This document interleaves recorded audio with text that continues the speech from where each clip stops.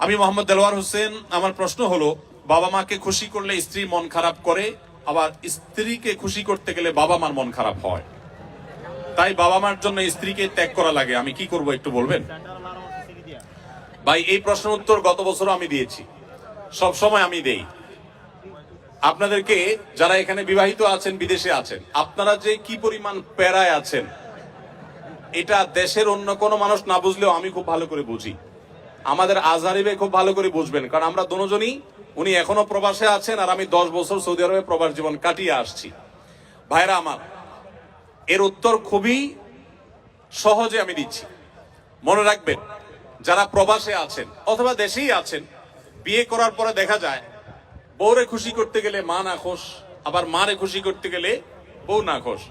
আপনাদের এই পরিস্থিতি থেকে বের হওয়ার জন্য কিছুটা ডিপ্লোম্যাটিক আচরণ করতে হবে, কূটনৈতিক আচরণ করতে হবে। যারা বিভিন্ন দেশে ডিপ্লোম্যাট হিসেবে থাকেন তাদের দেখবেন কথাবার্তার ভিতরে প্রচুর ফাঁক ফোকর থাকে, তারা হাতে রেখে কথা বলে। বেশিরভাগ ক্ষেত্রে এই পারিবারিক অশান্তিগুলো দূর করার মূল সমাধানটা হলো বুদ্ধিমত্তা।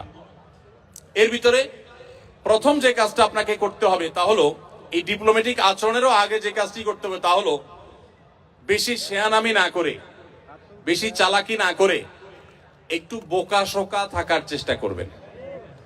পারিবারিক অশান্তি দূর করার সবচেয়ে সহজ এবং সবচেয়ে শর্টকাট সমাধান হলো যে একটু বেকুব বেকুব ভাব ধরে থাকবেন। জিনিসটাকে একটু ব্যাখ্যা করে বলবো। আচ্ছা, ধরেন আপনার স্ত্রী এসে আপনার মার নামে এক গাদা বদনামি করছে, তোমার মা এটা বলছে, তোমার মা ওইটা বলছে, উনি কি এটা বলতে পারে, একটা বুড়া মানুষ কিভাবে এই কথা বললো, তোমার ভাই এটা বলছে, তোমার বোনও এটা করছে, দুনিয়ার বিচার দিল বউয়ে।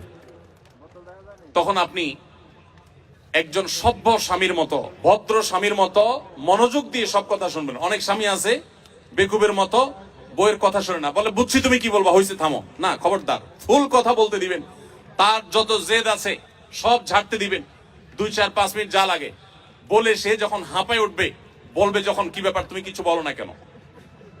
এবার আপনি তখন ফ্লোর নিয়ে এবার আপনি তাকে বলবেন যে দেখো তুমি যা বলছো আমি তো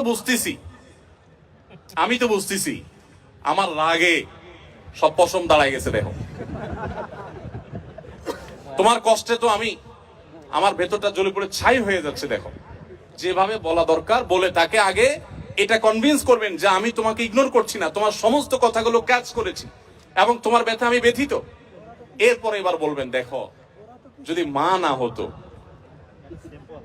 যদি নিজের ছোট ভাই বোন এদেরকে যদি পিঠে মেরে ফেলা জায়েজ হইতো, বা এদেরকে যদি বড় ভাই আমার উল্টাপাল্টা করতেছে, বড় ভাই কিছু বলতে পারতেছি না, আল্লাহ রসুল বড়দেরকে সম্মান করতে বলছেন, যদি সেটা না করা লাগতো তো আজকে এসপার কি ওসপার আমি করে ছেড়ে দিতাম।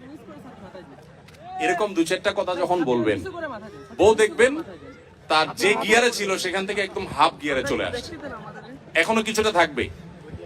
এরপরে আপনাকে সে যেটা বলবে সে হলো, আপনার সব লেকচার শোনার পর সে আপনার ব্যাপারে একটা কমেন্ট করবে। সে কমেন্টটা হলো যে আমার স্বামী লোকটা আসলে, মনে মনে হয়তো বলবে বা অন্য কাউকে বলবে যে লোকটা আসলে ভালো কিন্তু বেকুব। সে একটু শক্ত হইলে এগুলার সব সাইজ করে ফেলতো, কিন্তু বোকা শোকা মানুষ, এই জন্য সে সাহস নাই, বেকুব, তুমি কি পুরুষ হইলা, এসব বলবে। তো বললে তখন একদম বেকুব শেকুব থাকে। বাইরে বহুত পণ্ডিতি করেন কিন্তু বাসায় পণ্ডিতি করে না, সব জায়গায় পণ্ডিতি করতে যায় না, এখানে খুব বোকা শোকা থাকবেন। বুঝতে পারছেন কথা? এবার আসেন মায়ের পার্ট। মা যদি আইসা বলে এই শোন এদিকে আয়, তোর সাথে কথা আছে, বলবেন মা কি বলবা বলো। এবার মাকে যদি বলেন যে বাবা তোর বউ এই এই বলছে, এই এই করছে, সে কি এটা করতে পারে, কত বড় সাহস, তোর গলায় ধরে দিয়ে মরা উচিত।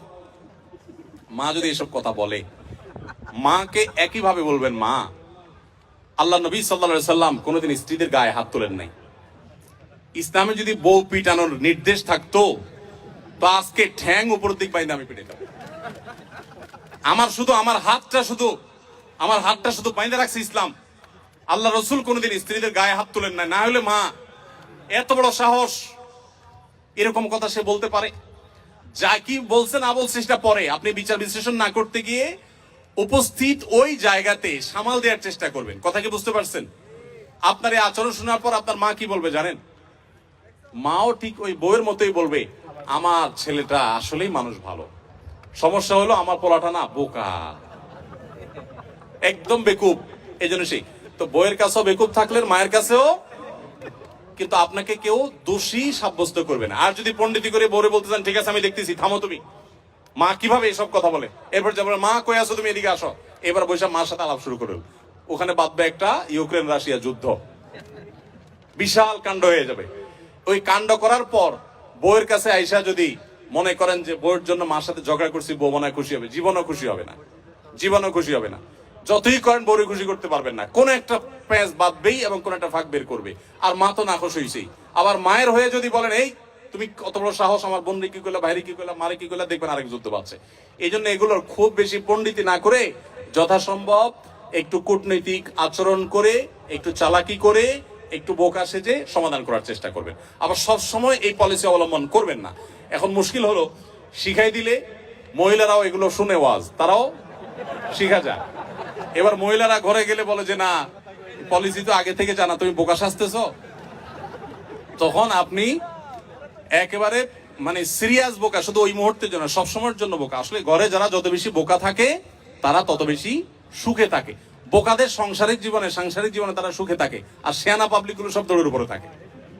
এই জন্য বাহিরে ব্যবসা বাণিজ্যের দোষায় শেয়ানামি করেন, পাকনামি করেন, কিন্তু ঘরে বেশি পাকনামি করতে আইসেন না। একটু মুরব্বী মানার চেষ্টা করেন। তবে হ্যাঁ, কিছু কিছু ক্ষেত্রে আপনাকে তো স্ট্রং হতে হবে। আমি এই কথা বলছি এর মানে এই না যে আপনার স্ত্রীর প্রতি আপনার মা বোন জুলুম করবে আর আপনি সবসময় শুধু নাটক করে যাবেন, না।